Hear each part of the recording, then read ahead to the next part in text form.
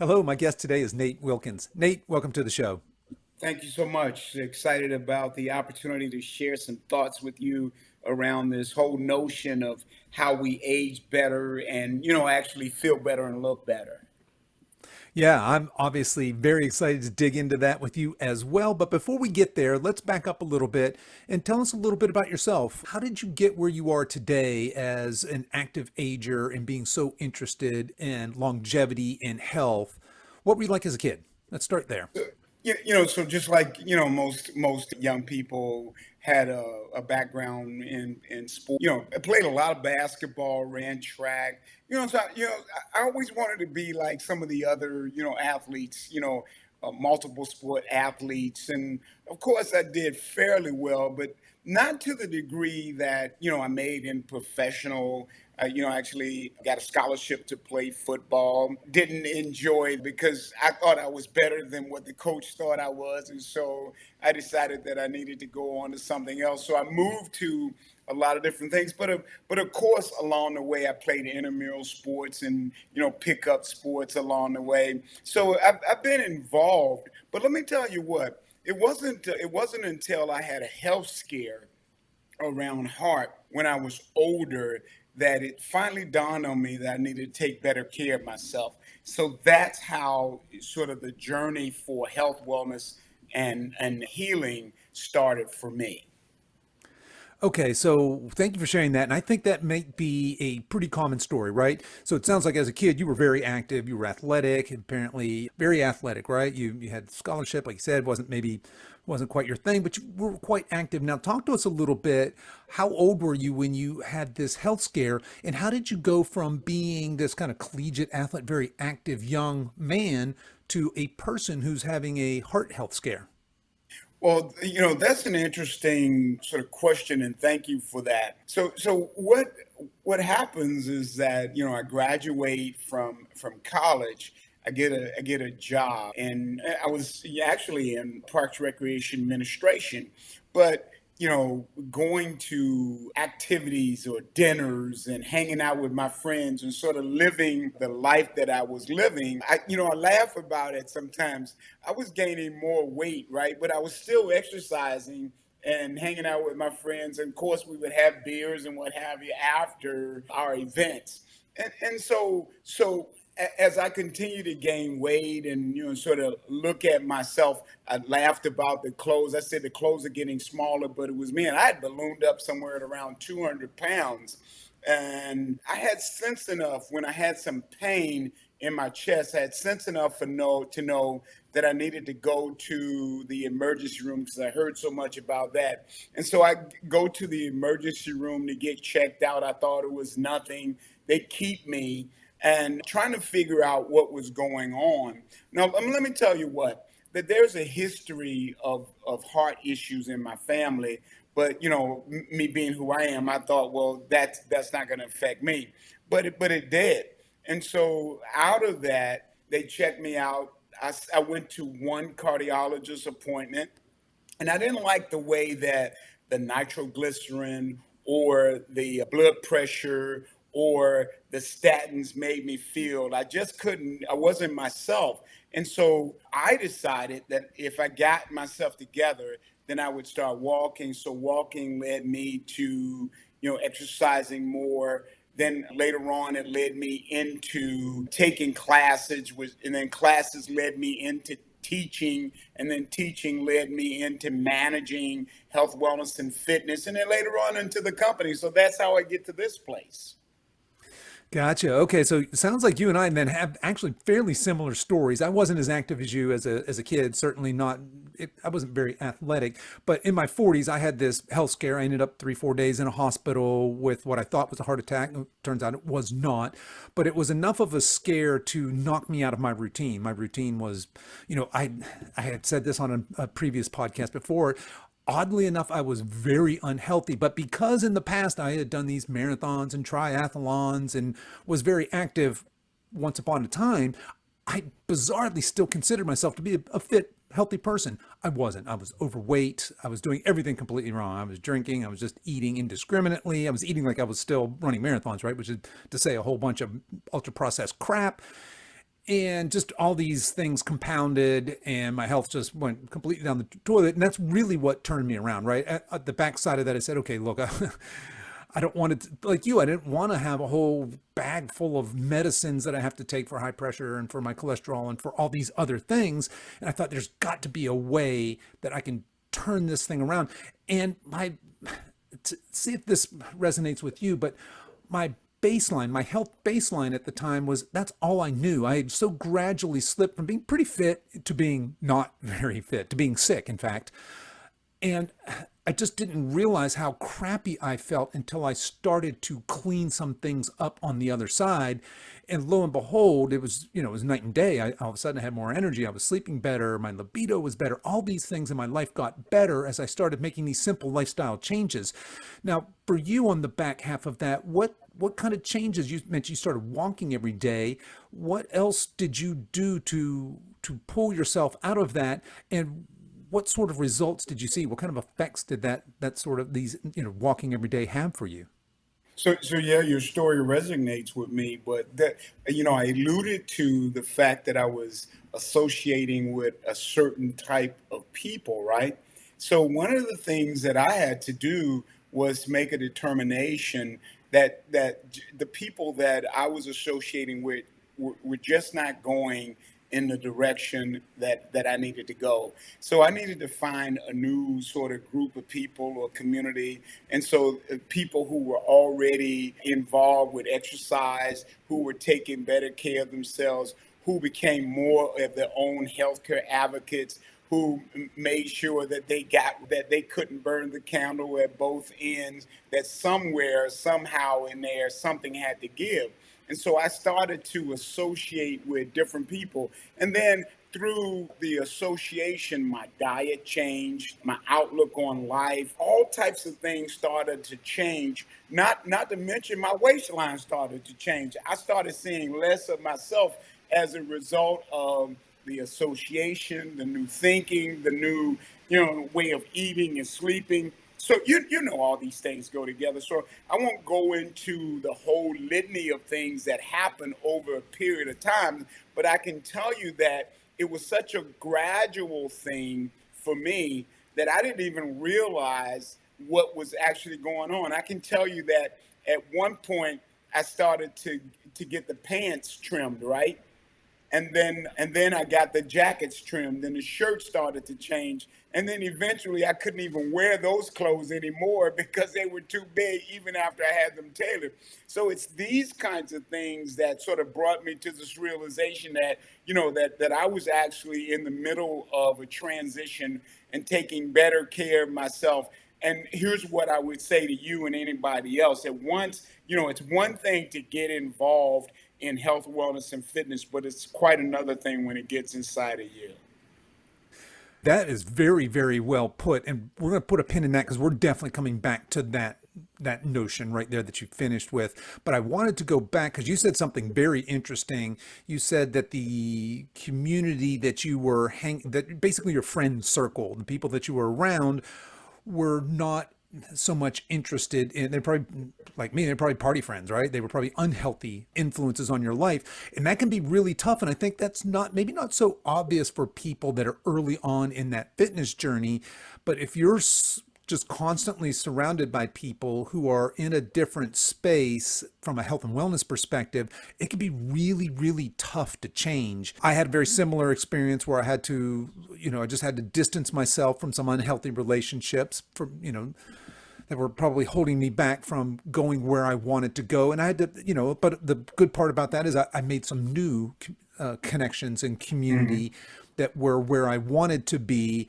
And it was like you, it was a long, slow, painful process at times, but it was certainly, looking back on it, a very worthwhile journey to be sure. And it is a journey, right? I think you would agree that fitness, health, nutrition, all of this is a journey. We don't really arrive. It's not like there's a place, I'm fit and healthy. Therefore I've arrived. It's more of it's a journey. It's a walk every day. Is that fair? Oh, by all means, two steps forward, one step back. I mean, I Right. can remember so many of these experiences where I wanted to go back, and associate with my friends, because sometimes when you look at it, I mean, it was fun. I mean, the food was fun, the camaraderie was fun, but I had to learn that I had to give up something to get what I was looking for, and that's this notion of having a better quality of life. Yeah, I think what happens so often, and I love how you mentioned that two steps forward, one step back. And certainly, especially early on in my journey, sometimes it was two steps forward and three steps back, right? So that's a net loss for those of you that are math challenged like me.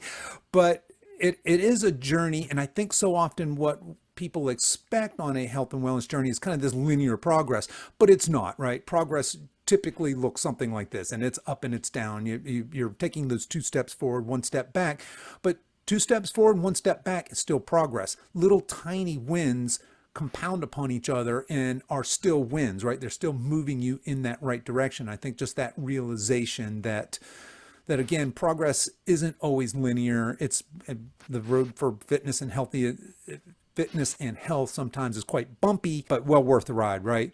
So Nate, let's back up here a little bit. In the intro, we talked about your book, Ageless Workout, A Guide to Total Transformation, Mind, Body, and Spirit. I want to dig into some of the concepts in there.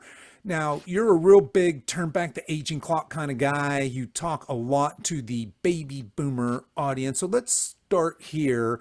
For those of I think most of the people listening to this probably know what baby boomers are, but what's a baby boomer? What defines us? You said what defines us. I was looking at you. I was like, he's not a baby boomer. He's a millennial. I mean, you're Right on, so, man. No, you know, I'm you not know, that so far behind you. What are you? You're 66. Is that right? Did I you read know that right? what? I'm 68 years young, 68. and You're in 68 race years to young reach and looking great. 120. Yes, sir.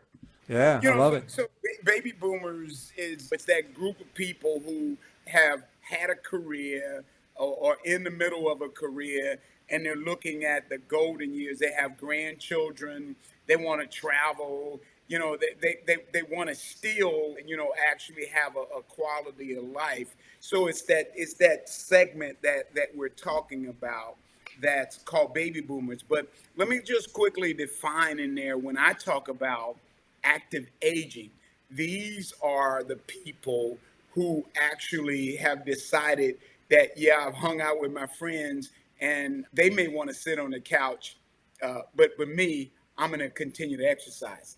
I'm going to continue to change the way I eat, the way I sleep, all of these things. So it's that category.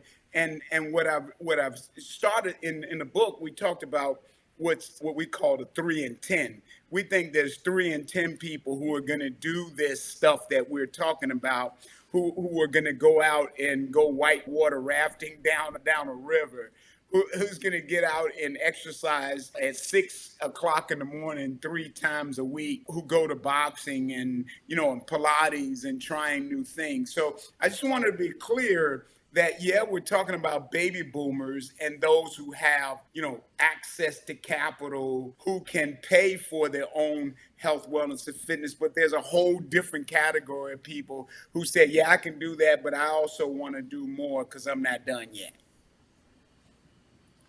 I love that. Yeah, I want to do more because I'm not done yet. And I love the way you kind of capture baby boomers, because we can put, we can say it's 50 to 70 or whatever the number happens to be. But really, to your point, there's all these things that happen in that stage of life, right? First, the kids are out of the house. A lot of us are reimagining our careers. We're moving from a corporate career maybe into a passion project, or we're envisioning our retirement and what that might look like. We're having grandkids all of a sudden. We're all these different changes are coming into our life. And the reason I started this podcast a couple of years ago really is to just rail against that common narrative that it's all downhill from here. There's aches and pains, and you're going to get bigger, you're going to get slower, bigger, not in a good way, bigger as in more obese. You're not going to get more muscular, and just kind of this prevailing. I just saw around me a lot of this prevailing opinion of just that's just the way it is. It's this fatalistic attitude about aging. And, in my small personal physical community, I didn't see a lot of good examples of you, for example, of people that are out there that are just embracing aging and that are as healthy and as vital and as competent as they've ever been. And they've got this zest for life. And by golly, they're healthy, they're fit, they're strong, and they're capable. And they're out there really enjoying this chapter of their life, this baby boomer time. And I think that I mean, it's just wonderful. We need more of those champions because so much of the kind of media that we see that's directed towards baby boomers is kind of, you see the silver hair guy in the car and it's a Viagra commercial, or we just kind of see this sort of this feebleness and it's just not you, right? It's just not, when I look at you, it's just, that's not what I'm seeing a lot in the popular media for this aging. So I really love the work that you do. Now, you had mentioned the 3 in 10, right? And you said probably 3 out of 10 people are really going to embrace this and run with it. Why do you think that is? Why only 3 in 10? Why wouldn't 9 out of 10 do this? Well, I think you just alluded to that somewhere in there we have bought into the narrative that when you get to this place that you are supposed to be that way because we've been told that. And when you look at the marketing, or as an example, you see them actually putting people who don't look like you and I in the marketing. You see them actually going about life a different way, and they talk about all the aches and the pains and all of that's associated with this place that we're at, as opposed to putting together a whole different narrative like you and I are talking about right now, because somehow they think, or whoever they are, this is what people want to see. And I would contend that I'm like you, that's not really the story that people want to hear. They want to hear a different kind of story. They want to hear that they still have a chance to spend time with their children or grandchildren. They want to hear that they don't necessarily need the medication, because sometimes you see some of us with a whole bag of medication, and it's really weighing us down. But if we started, if they knew that they could move away from that and have a better quality of life, I think that the story would be told differently. So I think it becomes contingent upon people like you and me through mediums like this to tell a whole different story. That's what I think it is that we don't get enough opportunities to tell the story that we need to tell. That it's a whole different story that's out there. Yeah, of course. Let me tell you this. I have some aches and pains, right? But you know what I would say about that is that lets me know that I'm still alive. I thank God for those aches and pains. As a matter of fact, I'm happy that I feel that, because then I know what I can do to alleviate that, and that's some stretching, that's some flexibility. That's what I'm saying to you is when I get out and do stretching and do the exercise, I feel better when I get done. Yeah. Yeah, 100%. I'm with you there, and obviously, I'm very passionate about the same thing you're passionate about, right? And that's really telling this story, this counter narrative. And as you were describing that, because it to me sometimes it seems, because I've had this journey and I've noticed the difference between being as unhealthy as I've ever been in my life and as healthy as I've ever been in my life, and the stark contrast between those two.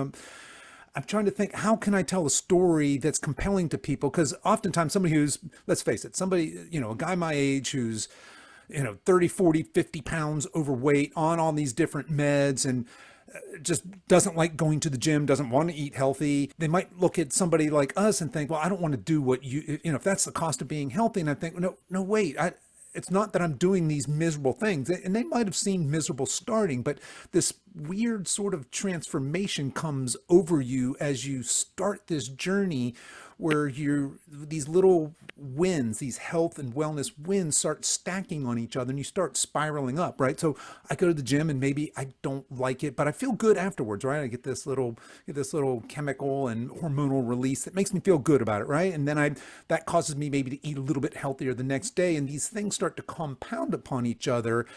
And I want to make the case that it's not difficult to live a strong, healthy, vital life. I think you would agree with that as well. It's just a matter of, to your point, just we don't have enough examples of that kind of aging, and B, that path, right? That journey. So Nate, what I want to do is let's back up just a little bit and let's kind of talk about In your book, you talk a little bit about health as being free of disease. And I've heard other physicians on this show call that NED, NED, no evidence of disease. That means you're healthy if you don't have evidence of a disease. But you talk about optimal health, and just being not sick is different from being optimally healthy. Do you want to talk a little bit about that? The Well, difference see, there? here's where I'm trying to go with that, because we know a lot more about the human body now than we ever have, and we're going to know even more as we continue to, progress with technology. We know that the numbers actually matter, right? We know that data makes a difference. And so we are able now to take a look at our bodies from a different perspective and say, for example, if your A1C is off by, a certain amount, that if you've looked at the data, the biomarkers and what have you, you can make adjustments in terms of your diet or the exercise, and then you can continue to progress along a spectrum that's different than what somebody 10, 20 years ago would have known or done. So the information that we're getting, the technology that we can use, whether it's wearable or anything like that, gives us even more information about ourselves, and we become better advocates of our own health, and we don't have to leave that to chance or to somebody else. These are the kinds of things that I'm talking about when I talk about optimal health. And I'm talking about, again, the people who will do these kinds of things. Some people say, well, boomers are not zoomers and they don't like technology. And but more and more, for yourself, more and more of us are coming to the knowledge that if we get the type of information that we need, we'll make the adjustments that we need to have the longevity that we want. Because I've never met one person like you and me that said, tomorrow I just want to check out. I'm done. Everybody wants one more Yeah, day to no, have one more opportunity to do absolutely. something that they want to do. So I think it's the Right. knowledge and the understanding and the willingness to be your own healthcare advocate that we're talking about when we're talking about optimal I health. love that. I love that message of being your own healthcare advocate. And let's face it, for most adults, guys and gals our age, what health means is that annual checkup, right? Which is oftentimes not great or even bad. But going beyond that, and like you alluded to, just harnessing the technology, and whether that's medical technology, like you can get, look, you can at your home, you can now do finger pricks, you can do blood tests, you can do urine samples, you can do hair samples to test for minerals and deficiencies and other things. So there's all of these healthcare options available to us besides just our annual physical checkup, if that's kind of all you're doing. You had mentioned wearables, right? So the Whoops and the Aura rings and the Fitbits and all of these things are helping us track our sleep and helping us track our heart rate and our steps and our heart rate variability. All of these things that we can take together and be our own advocate for optimal health. And I think that gets missed a lot. But I think that's changing. I think more and more people are starting to understand that our healthcare is really sick care. Look, we're really, our medicine is great at acute injuries and diseases, right? If you fall down and you break your arm, the doctor is going to be the best person to put you back together. But if you're talking about these kind of lifestyle diseases, is treating your prediabetes or your blood pressure or your cholesterol with medicines really getting to the root cause? No, it's alleviating a symptom, but changing your lifestyle to optimize your health is, I kind of think, what you were alluding to earlier, getting you off these meds, making you feel better, and just kind of having this overall better health outcome. So that kind of that kind of brings us to the next question I wanted to ask you, and that is why do you think it's so difficult for people to stick to some sort of a healthy lifestyle? Say that, exercising 2-3 days a week, maybe eating healthy. Why is it so hard for people to do that over the long run, right? Because lots of people do it from the first month of the year when they make their New Year's resolution, but we all know what happens. Gyms are packed in January and they're right back to normal in February. People are dieting like crazy in January, but not so much in February. Why is that? Yeah, I think it goes again back to some of what we've been talking about, is this expectation that we see that we look at magazines, we look at programs, and when you see medication as an example, don't you see people looking like they're having fun? And then when they read out the side effects of All the those side things, you may effects. lose a Yeah. leg, your eye may fall out. Right. So people are looking for a quick fix. I'm so reminded of a sort of a post that I saw on Facebook. There's these two lines, right? A line with people who are taking medicine and going to the doctor. This line is long, and over here, lifestyle. Not one person is in the Yeah. lifestyle line. So Yeah. I think that we've been miseducated, misinformed about what it needs to be. And so I want to quickly say that, yeah, while some people, bodybuilders, models as an example, and again, you can Photoshop images on magazines to look a certain way, and bodybuilders actually look a certain way, but to live a different type of lifestyle may be some small habits or changes that we need to make, that it's not so insurmountable like some of us would think, that perhaps the first step is putting the shoes by the bed, and maybe the second step is putting the shoes on. Then you Hmm. become active, right? And then taking a walk, maybe around the house, and opening up the blinds and getting some sunlight, because we all need vitamin D, right? So it's these little bitty changes, and you alluded to that earlier, that it's not this massive thing that we have to do. And many times, that's what we find people doing, right? They go, they get their New Year's resolution or whatever it is that they have, and they run to a space, or they hire a trainer, or what have you, and then they overdo it almost immediately, because they think that those results need to come quickly, and they lose momentum. But I think if we were to say, here's where I am realistically, taking a deeper dive, looking at where you are, and here's where I want to be. So I'm going to do X, Y, Z. I'm going to drink more water. I'm going to go to bed a little bit sooner than what, and I'm going to try to get up earlier. And I'm going to do something. And if I fail, I get 1,000 chances to start over again, right? Because I didn't get here overnight. And so it's going to take me some time. And you alluded to it as a journey, right? It's not a destination. And many people see this lifestyle that we're talking about as a destination. And so I think that the rethinking, the re education, and sessions like we're doing today may be helpful to one person. If we can get to one today, then we can get to their circle of influence and maybe help even more. Does that make sense? That makes beautiful sense. Yeah, no, that was very well spoken, and I love that. And yeah, I agree. If we can impact one life here with this, our conversation here, then job well done, right? We've made a huge difference, I think. But I love that idea of just these small steps, right? We don't need to change everything in a day.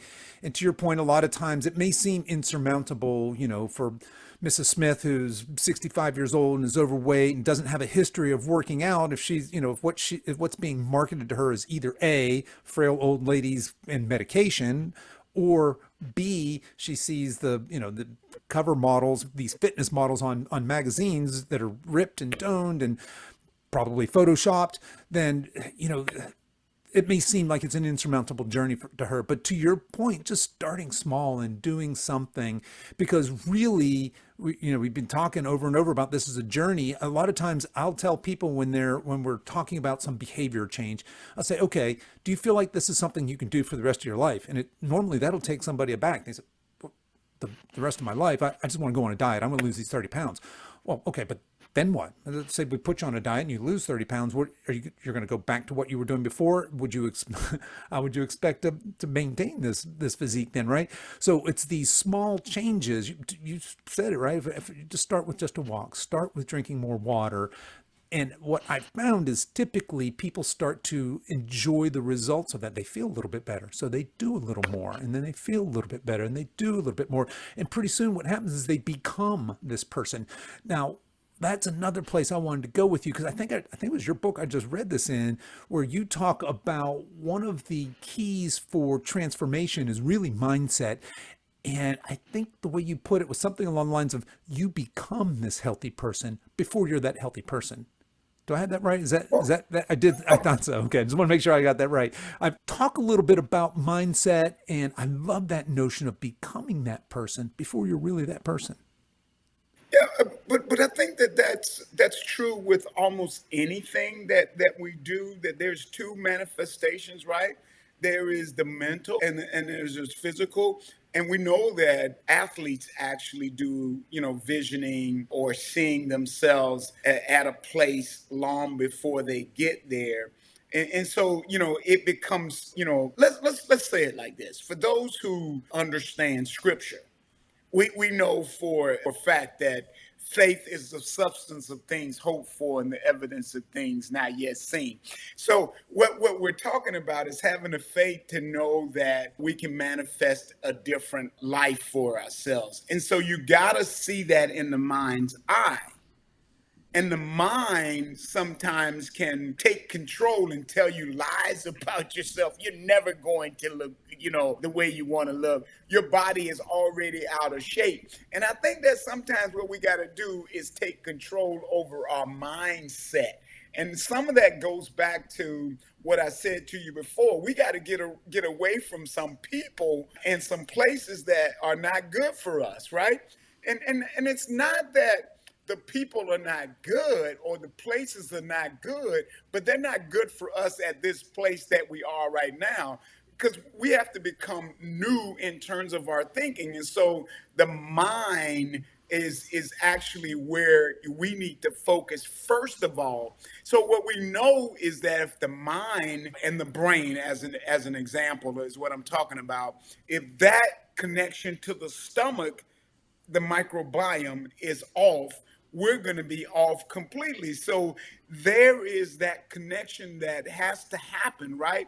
The mind, the brain, and the stomach have to coordinate, and then you can get to a different place. But not until you get this thing, the mind, together, will Hmm. this other thing happen because it'll keep telling you, you like candy, you like cookies, you like cake, go ahead. You know, eat some potato chips. But the mind, if you are controlling the mind, you can say to the mind, shut up. I'm not gonna eat that today. I'm gonna do something different. I'm going in a different direction. I hope that's what you're asking me. It is. And yeah, it sounds almost like you're saying that when you get that positive mindset, if I can get my mind in that right place, my body will somehow follow, right? But I'm leading with the mind. Is that a fair way of looking at it? Oh, absolutely. And I know some people think that that's not how it works, but it really is how it works. That we have to really take control over our mind, and once we do that, like you said, the body will follow. It will change because you have determined or manifested that it's going to change through you taking control. And I'm not a neuroscientist or anything like that, but all the research that I'm looking at or that I follow says that completely, that you have to really, really take control over what you think and how you respond to a stimulus. 100%. And that's been my personal experience. Certainly, I think probably the biggest impact on my personal health and wellness journey has been that change in mindset. And everybody has those negative. You alluded to them. This kind of that negative self talk. Oh, you can't do this. As that you'll never, whatever, right? But it's just that journey of I just love that image of becoming this person, right? And I decide that I'm going to be this person. Okay, so I want to be a healthy person. What does a healthy person do? What does that lifestyle entail? What would a healthy person do? Well, he'd probably get 8 hours of sleep. He probably wouldn't drink every day. He probably would make healthy food choices. He'd probably work out. And so as I'm thinking these things and I'm envisioning myself being this person, I'm slowly actually becoming this person. And it's the mind leading the body. Now the body's got to do some work, right? There's just no getting around that. But again, it's been my personal experience that as you progress along that journey, you become less and less the person that maybe doesn't want to eat healthy and doesn't want to exercise to being that person that does, right? I mean, once upon a time, I would look at a healthy, fit person and I would think, well, there's a vain, self-absorbed person. Look at that guy or gal on the way to the gym, obviously very fit, sipping on their kale smoothie. What the heck? That's got to be a miserable existence. And now I am that person, right? I've made this transformation. It's literally changed who I am at the core, and it's still to this day. It's surprising to me, right, that I've come to this place and I've changed, and it was, I believe, all led by that desire to change, and just that mindset and the body following along, and the body sometimes resisting, but eventually catching up. And then when you start to get that, again, going back to the subtitle of your book, that mind, body, spirit connection, and all those things firing on all cylinders, it's a pretty good place to be. I think you agreed with that, right? Yeah, absolutely. And I think that what I'm hearing, and I want to continue to emphasize or re-emphasize, is that it's not a overnight process, and so we live in an instant.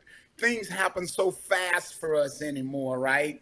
That really we can go to the computer and we can research and get information so quick right now. And so we think that that's how it ought to be in all the things that we do.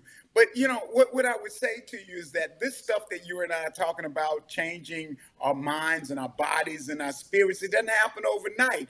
It's not going to occur like that, and we would be lying to people if we say that it does. And the other thing I would say is that you can't mail this in, that you got to do Right. something. You got to put Yeah. something in to get something out. And here's what's Right. interesting that I would share with people is that when you think you have done this much, a lot of effort, really you may get a little bit out of it. But if you keep adding to it and adding to it, eventually you will see the results yourself. What happens is that other people see it before you do, and then the next thing you know, the whole world looks around and says, you are doing something different. What is it that you're doing? And then so when that happens for you, that's when you become proud of the work that you put in, but you cannot get out what you don't put in. Yeah, no, that's very well said. So that we're talking a lot about mindset and the importance of mindset, but the body has to do some work. You have to do some work. You have to fundamentally change some behaviors if you want to change some behaviors, right? If you want to change some outcome, if you want to go from state A to state B, it does require that work. And that kind of, that leads into discussions about motivation and willpower and the willing to stick to something. And, we can go down a whole rabbit hole there, but I wanted to go back because you had mentioned this, this instant gratification that we've all become accustomed to. And a lot of times I'll say, I've said this before on this show, that it's our industry, right? The health, fitness, nutrition, workout industry, especially the marketing machine around that, is very guilty often of selling instant gratification because there's money in it, right? Look, for me to say, hey, I can help you, Miss Jones, lose 20 pounds, it's probably going to have to get you metabolically healthy. We're going to have to change some behaviors for the rest of your life. And we're probably looking at a 12-month, 18-month journey, as opposed to somebody saying, hey, drink this fat loss smoothie and just shed those pounds while you sleep. Which one of those is a more compelling offer as a consumer? Clearly that, yeah, let me try that. Let me try that fat loss smoothie. That sounds great. Or these, a lot of these shortcuts to health and fitness, but really for lifelong change, the kind of things that we're talking about, there aren't any shortcuts. Not that I've found. It just seems to me that there's this work, right? There's this willingness to change.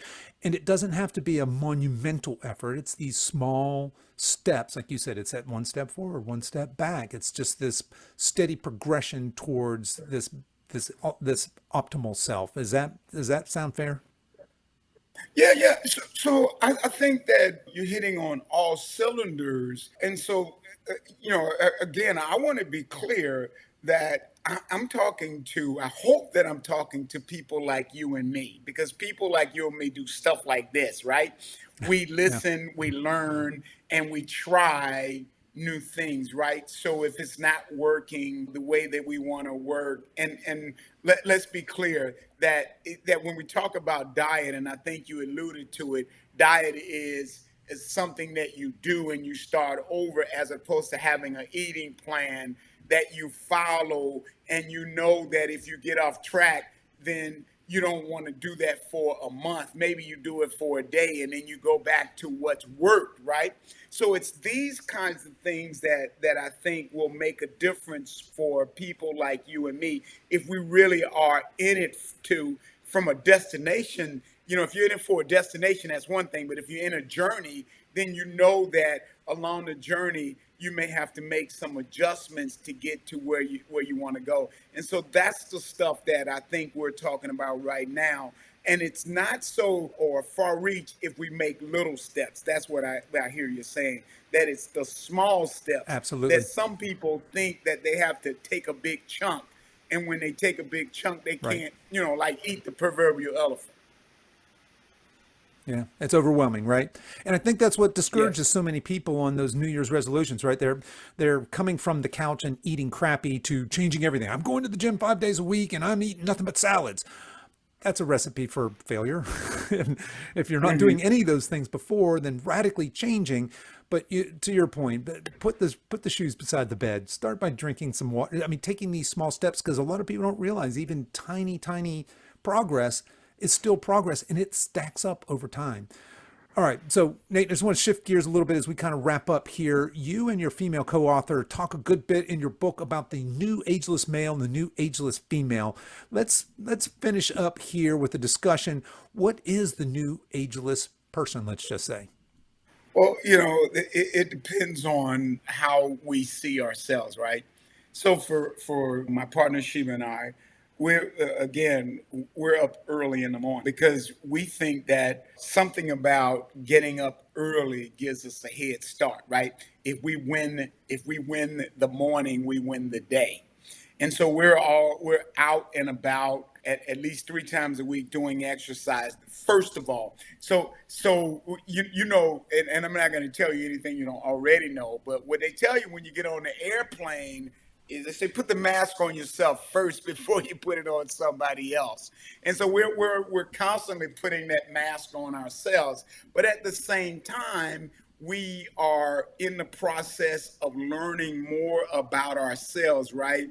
We do a lot of research around our health and wellness. We're constantly looking into the research. Today we're looking at the Wall Street Journal and what they're talking about in terms of ways that the personal, I think it's a personal journal that they put in Wall Street Journal, or men's health, or things around women's health. Did you know that? And so we question what we find, and then we put what we think is in practice that are good for us, and we share that with other people who are part of the tribe. And we're constantly looking for ways that we can actually get the most out of our bodies at this point. So we practice.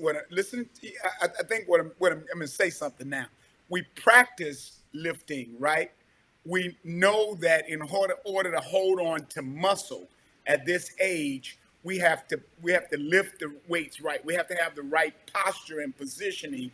That we don't have to necessarily lift heavy, but we have to build muscle to protect our bones. So sarcopenia is a concern of ours, and so we're constantly holding on to muscle, and we're sharing that same information with other people, because the more you teach to somebody else, it gets inside of you. So it's these things that I think that make what we call the ageless man and ageless woman. And we know that there may be some differences in who we are as male and female, but we do look and compare notes and say, here's something you could possibly do to get you to a place that you want to be, and be realistic about about the fact that maybe we may be aging. Maybe the mind says one thing and the body says something else, and we bring it together to get the most out of ourselves. That's it in a nutshell. Yeah, thanks for sharing that. I love that. I love that idea of self-experimentation. I love that idea, again, going back to sort of that journey and just that striving and trying to make ourselves better, keeping up our strength. For you had mentioned sarcopenia and osteopenia, both concerns as we start to age. And obviously, I'm 100% with you on all those things because I strongly feel like strong, capable, vital aging is better than the opposite, which is that slow decline, right? Which is more of what we see.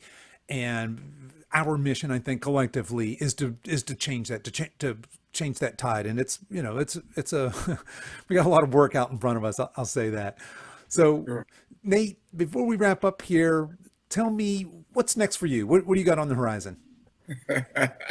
You know what? I'm still actually in the process of developing the ageless workout concept. We have another piece of what we're doing.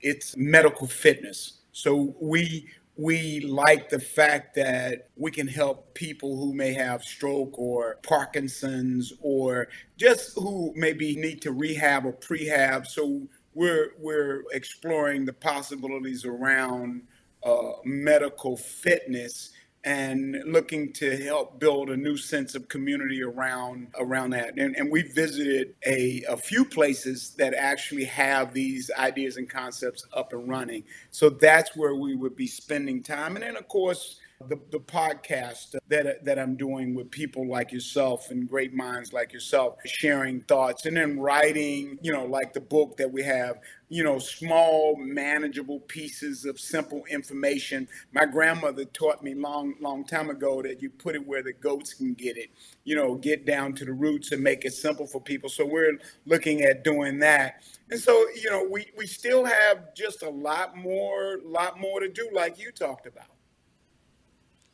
I love it. Yeah, yeah, yeah. You don't seem like the kind of guy that's just gonna stop and stay and stand still and stagnate. So I figured you'd have plenty on your plate. It sounds like you certainly do. So Nate, how can people connect with you? People are liking your message. How can they learn more? Yeah, so LinkedIn is a place that you can find me, Nathaniel Wilkins, Changing Lives. I'm on Facebook. You probably know that. I mean, people like us are on Facebook.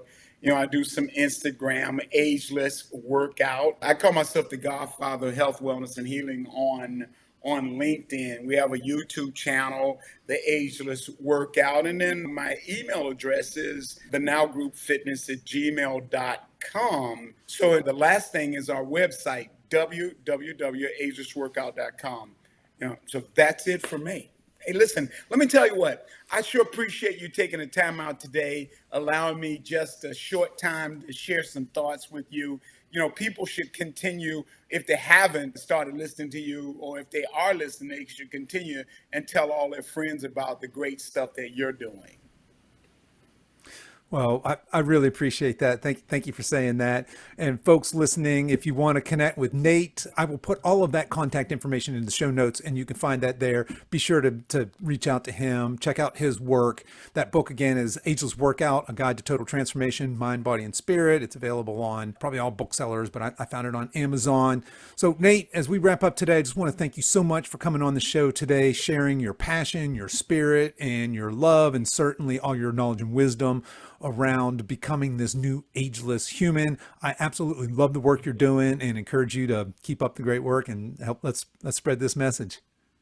Yeah. Well, again, we need more like you. You keep up the good work. Thanks for your voice.